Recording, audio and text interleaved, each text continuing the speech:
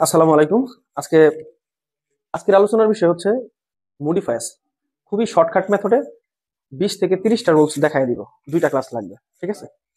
Modifiers basic হচ্ছে দুইটা জিনিস, হচ্ছে প্রথমে জানবো হচ্ছে প্রকারভেদ আর একটা সূত্র, আর পরবর্তীগুলা সরাসরি বোর্ড কোশ্চেন থেকে হেল্প নিয়ে করবো। যখন যেটা আসবে সেটাই প্রশ্ন উত্তর করা শুরু করবো। বুঝতে পারছি বিষয়টা? চলো খেয়াল করি। মডিফায়ার্স হচ্ছে দুই প্রকার। কত প্রকার? কত প্রকার? হ্যাঁ, একটা হচ্ছে কি প্রি মডিফায়ার্স, আরটা কি, দুই নাম্বার কি পোস্ট মডিফায়ার্স। প্রি মডিফায়ার্স এবং পোস্ট মডিফায়ার্স একটু পরে আলোচনা করব, তবে আমি একটা স্ট্রাকচার তোমাদেরকে প্রথমে দিয়ে আমি স্টার্ট করতেছি, কারণ হচ্ছে এটা আগেই বলছি শর্টকাট মেথডে। প্রথমেই দেখো আমি লিখলাম হচ্ছে প্রেপোজিশন, তোমার এটা মুখস্থ করবা। প্রেপোজিশন প্লাস হচ্ছে আর্টিকল প্লাস অ্যাডভার্ব প্লাস হচ্ছে কি অ্যাডজেক্টিভ প্লাস হচ্ছে নাউন প্লাস হচ্ছে কি নাউন। দেখো প্রি মডিফায়ার্স এবং পোস্ট মডিফায়ার্স খেয়াল করো। প্রি মডিফায়ার্স এবং পোস্ট মডিফায়ার্স সবসময় দেখো এই যে ফাইনাল যে নাউনটা আছে না, এইটা হবে শব্দের বা বেস হবে, এইটা এটা হবে বেস। আচ্ছা, এই নাউনের পূর্বে কি বসে? প্রি মানে কি পূর্বে। তাহলে নাউনের পূর্বে যখন আরেকটা নাউন বসাবা, এটা হচ্ছে এই নাউনের প্রি মডিফায়ার্স। আচ্ছা, এটাও নাউন, তাহলে এইটার আগে কি বসে? অ্যাডজেক্টিভ। তাহলে এটা হচ্ছে এই নাউনের আগে বসে, তাহলে এটাও হচ্ছে এই নাউনের কি প্রি মডিফায়ার্স। এই অ্যাডজেক্টিভের আগে কি বসে? অ্যাডভার্ব, তাহলে এটার কি প্রি মডিফায়ার্স। এটা কি আর্টিকল। এই সবগুলা থাকলেও হবে, বরাবর এই আর্টিকলটা লাস্ট ফাইনাল নাউন কেউ তোমার কি প্রিমডিফাই করে। তারপর হচ্ছে কি এই প্রেপোজিশন। প্রেপোজিশনটা মূলত এই অধ্যায়ের টপিক না, কিন্তু স্টার্টিংটা আমি প্রেপোজিশন থেকে করি, এটা পরবর্তী সময় আমি বুঝাই দিই। আরেকটা বিষয় দেখো, সেন্টেন্সের গঠনটা হচ্ছে এরকম, সাবজেক্ট এসবিও মানে সাবজেক্ট ভার্ব অবজেক্ট। কিন্তু এইটা কি বলতো, এইদিকে তাকাও, এটা কি, এটা কি, এই দুইটা কাজ করে, এই দুই জায়গায় কাজ করে কি মডিফায়ার্স। আর রাইট ফর্ম অফ ভার্বস কাজ করে কোথায়? এখানে। বুঝতে পারছো? এই জন্য আমাদের কিছু ইনফরমেশন লাগবে, যেই টপিক গুলা জানা খুবই জরুরি।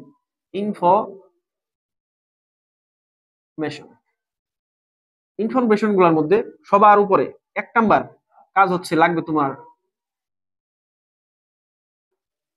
ডিটারমিনার। কি লাগবে? ডিটারমিনার কি? ডিটারমিনার হচ্ছে এমন কিছু শব্দ যেগুলা শুধুমাত্র নাউনের পূর্বে বসে, অন্য কোথাও বসবে না। ডিটারমিনার কি? শুধুমাত্র নাউনের পূর্বে বসবে, সেগুলাই কি ডিটারমিনার। আর ডিটারমিনার ম্যাক্সিমাম সময় হবে অ্যাডজেক্টিভ। তাহলে দেখো এই যে এটা কি, এর আগে কি, তাহলে ডিটারমিনার কি হিসেবে কাজ করে? অ্যাডজেক্টিভ। বুঝতে পারছি? এরপর দেখো নাম্বার 2, এখানে লাগবে হচ্ছে পার্টস অফ স্পিচ। দেখো পার্টস অফ স্পিচ কেন লাগবে, এইদিকে তাকাও, বলো এটা কি, এটা কি, এটা কি, এটা কি, কয়টা লাগলো? 3টা। তাহলে নাউনের এই পার্টস অফ স্পিচের মধ্যে একটা কি, একটা কি নাউন, 2 নম্বরটা কি অ্যাডজেক্টিভ, 3 নাম্বার কি অ্যাডভার্ব। এই 3টা স্পেশালি তোমাকে জানতে হবে তুমি যদি মডিফায়ার্স ঠিক মতো করতে যাও। এরপরে তোমার কি লাগবে? নাম্বার 3 লাগবে হচ্ছে তোমার ফ্রেজ। কি লাগবে? কি লাগবে? ফ্রেজ। ফ্রেজ কাকে বলে? ফ্রেজ হচ্ছে কমপক্ষে 1+ওয়ার্ড। কয়টা ওয়ার্ড? 1+ওয়ার্ড মানে একটা শব্দ ফ্রেজ হবে। একটা শব্দ হচ্ছে ওয়ার্ড। একের বেশি শব্দ, একের বেশি শব্দ একসাথে বসবে, বসে একটা অর্থ প্রকাশ করবে, সেটার নাম কি ফ্রেজ। যেখানে থাকবে না কোনো ধরনের ভার্ব, ফাইনিট ভার্ব থাকবে না। কি থাকবে না? ফাইনিট ভার্ব থাকবে না। বুঝতে পারছি? এটার নাম কি ফ্রেজ। এখন দেখো 1 নাম্বার আমাদের দরকার কি ডিটারমিনার। ডিটারমিনার সবসময় কার আগে বসে, কার পূর্বে বসে? নাউনের পূর্বে বসে। কি হিসাবে কাজ করবে? অ্যাডজেক্টিভ হিসেবে কাজ করবে। তারপরে পার্টস অফ স্পিচ কয়টা লাগবে? হ্যাঁ, পার্টস অফ স্পিচ কয়টা লাগবে? Noun, adjective, adverb. আর কি লাগবে? ফ্রেজ। আর কি লাগবে? ফ্রেজ। 4 নাম্বার আরেকটা জিনিস লাগবে, সেটা হলো ক্লজ। কি লাগবে? ক্লজ।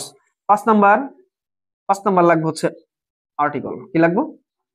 এই 5টা তথ্য যদি তুমি সঠিকভাবে বুঝতে পারো, তাহলে এই আমাদের মডিফায়ার্স এর সবচেয়ে গুরুত্বপূর্ণ যে টপিক গুলা সবগুলাই তুমি বুঝে ফেলবা। এখন এই যে আমি একটু আগে তোমাকে একটা ছবি সেন্ড করছি, দেখো তো এটা ঢাকা বোর্ডে কত সালে আসছে, 19 সালে কিনা, সালটা একটু দেখানো। একটু আগে দেখো আর্সেনিক,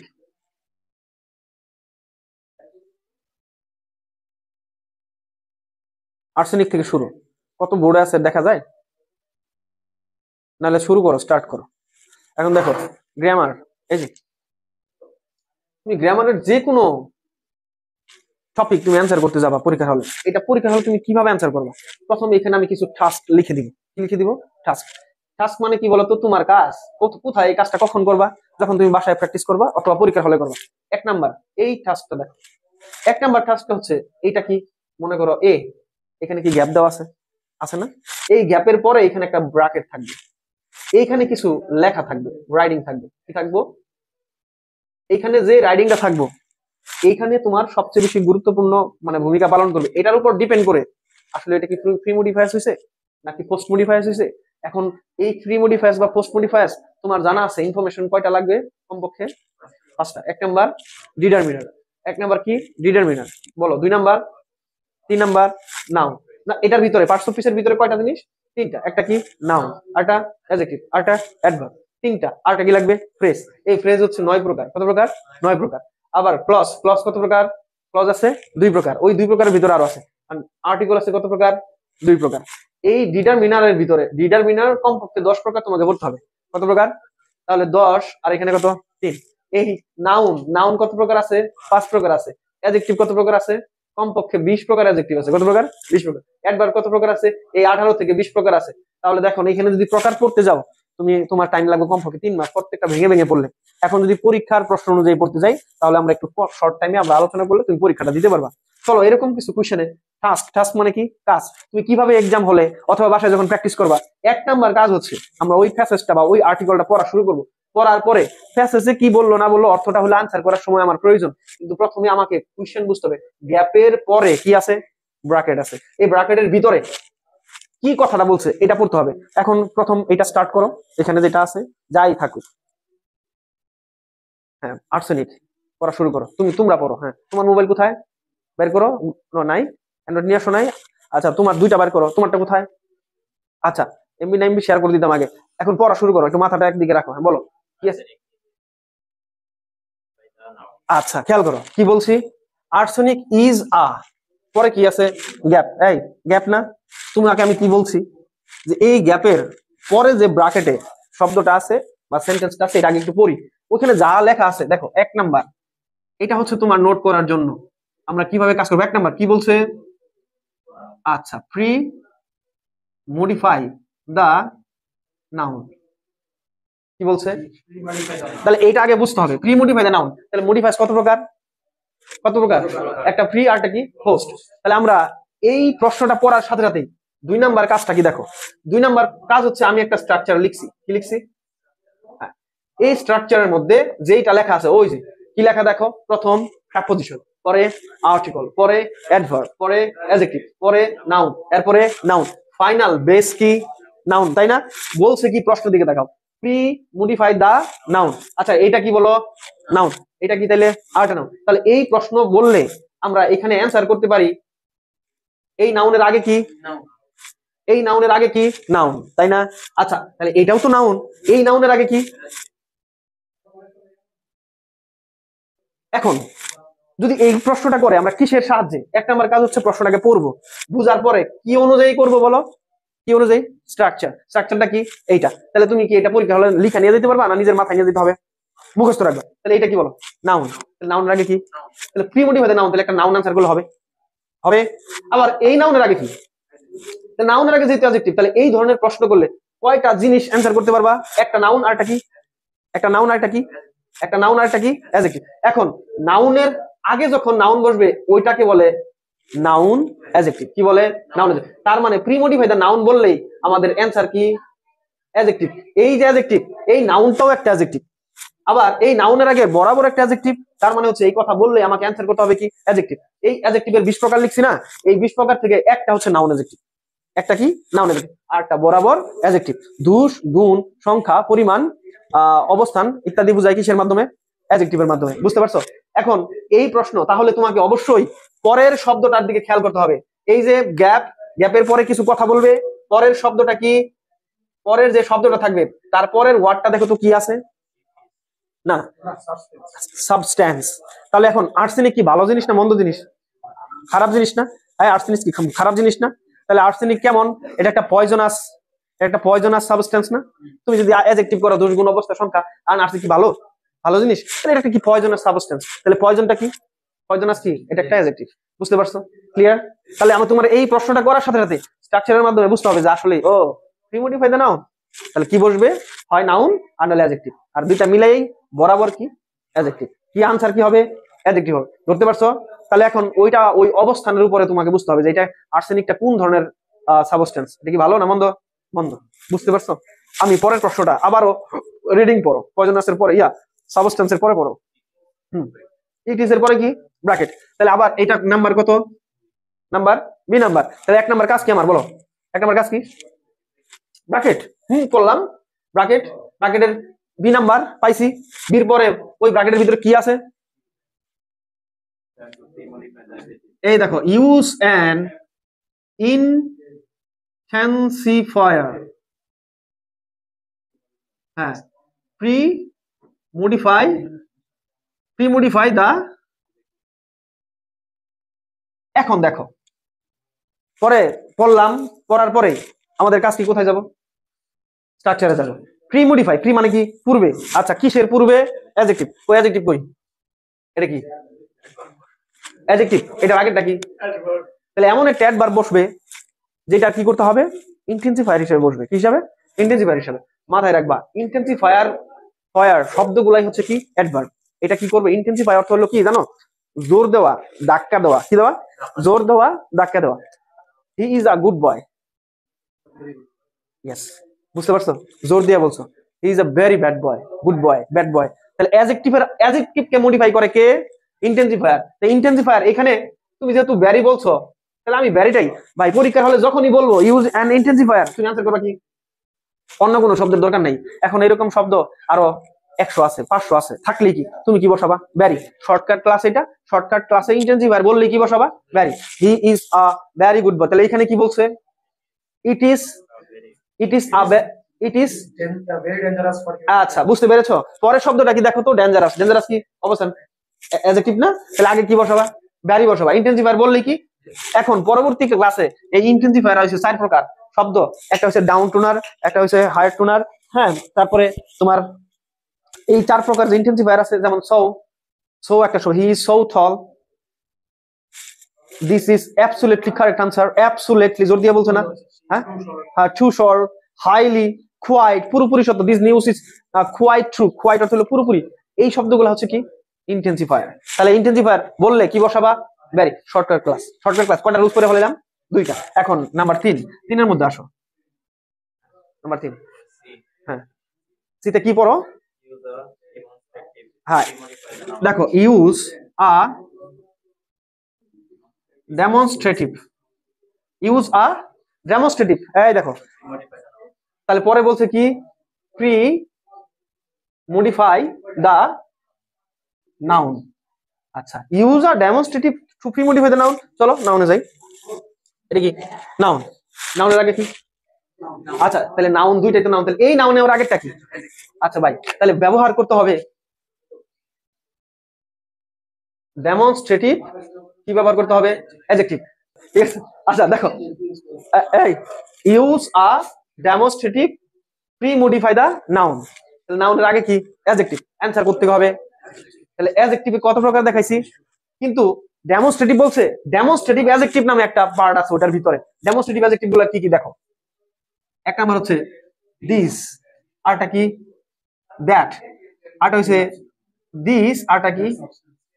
দোজ। এই দেখো, খেয়াল করো, দিস মানে কয়টা? একটা। এইগুলা হচ্ছে কাছের, আর এইগুলা কি? দূরের। দিস কাছের কয়টা? একটা। দ্যাট দূরের কয়টা? একটা। দিস কাছের কয়টা? একের বেশি।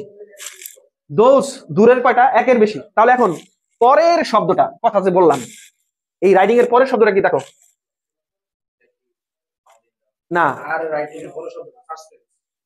সাবস্ট্যান্স। এখন ওইটা কি সিঙ্গুলার করছে না প্লুরাল করছে? সাবস্ট্যান্সিস করছে না সাবস্ট্যান্স? সাবস্ট্যান্স করছে।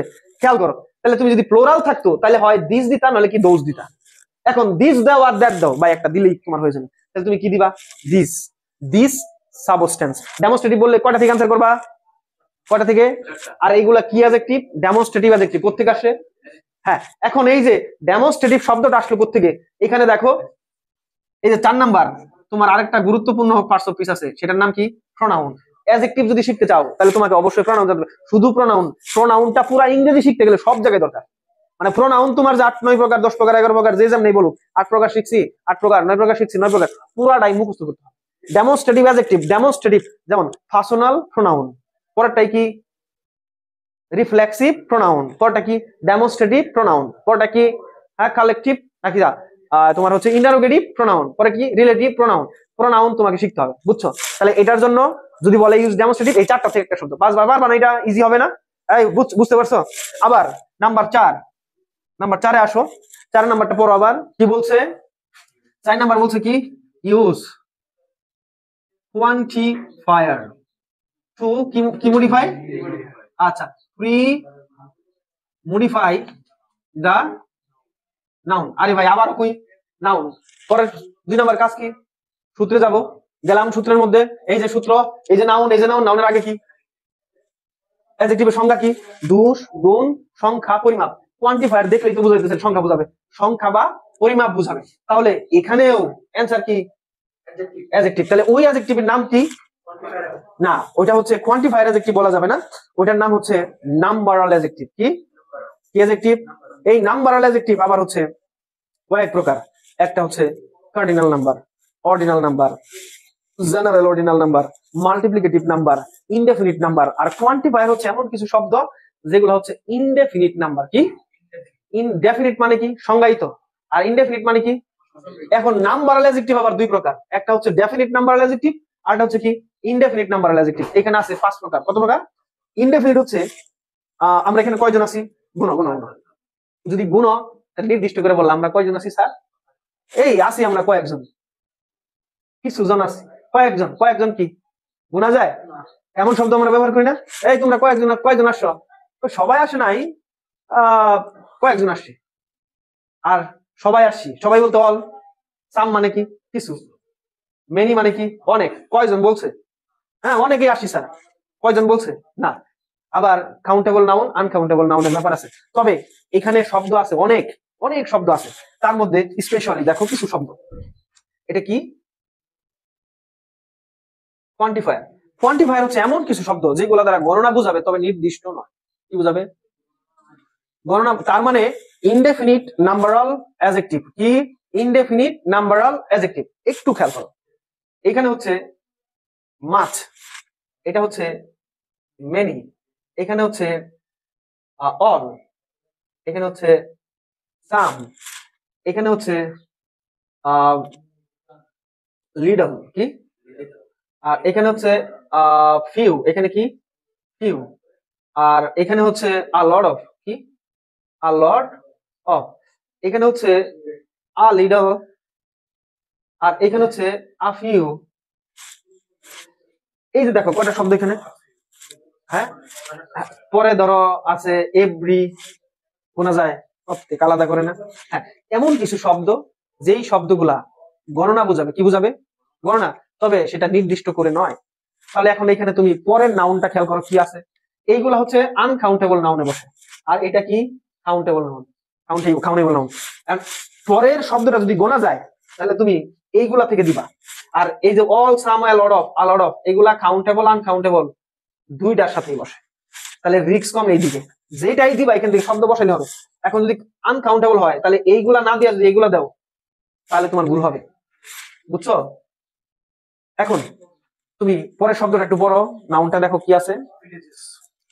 প্লুরাল, প্লুরাল না? আচ্ছা বলো তো, প্লুরাল তো দিবা, তাহলে গণনা করা যায়? গ্রাম গণনা করা যাবে না? যায় না। তাহলে কি মাছ দেওয়া যাবে? লিডল দেওয়া যাবে? লিডল দেওয়া যাবে না? তুমি কি দিতে পারবা?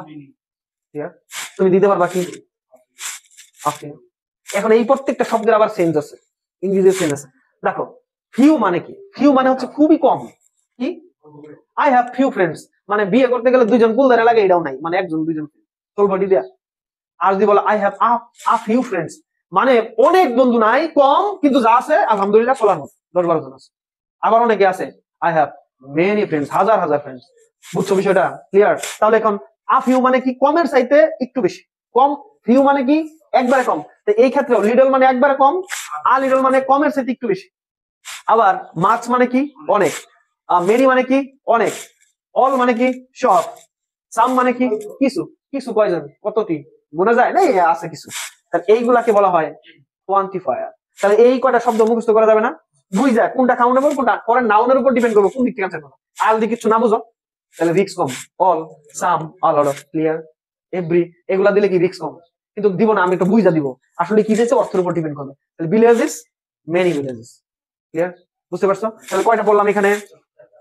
এই যে চারটা বললাম, এই চারটা আগে একটু উঠায় নাও খাতার মধ্যে, পরে তুমি আবার নতুন করে আসো। পজ দাও ভিডিওটা।